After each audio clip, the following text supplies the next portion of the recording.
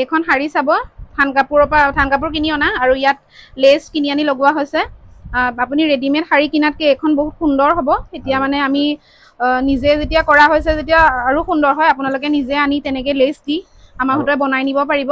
আৰু এইখন চাওক বহুত সুন্দৰ। এইখন লেচ হয়, লেচটো আপোনাৰ ৰেডিমেড লেচ আনিছিলোঁ আৰু লেচৰ লগত এই মতি তিনিটা আমি নিজে হাতেৰে লগাইছোঁ। এইটো চব ইমান ধুনীয়াকৈ এইটো নতুন ষ্টাইলৰ বনাইছোঁ। এনে চেম্পল হয়, আনকমন। এইটো লেচটো আপোনাৰ ৰেডিমেড পাই কিনিবলৈ, আৰু এই মতিকেইটা আমি নিজে বনাই দিছোঁ, হাতেৰে লগাই দিছোঁ মতিকেইটা। এইটো এটা আনকমন হৈ গ'ল। আৰু এইটো থান কাপোৰ হয়। কাষ্টমাৰেতো সদায় দোকানৰ পৰা কিনে, আৰু আমি কাষ্টমাৰক আইডিয়া দিলোঁ আপুনি থান কাপোৰ আনক, মই ধুনীয়াকৈ এখন আৰি বনাই দিম।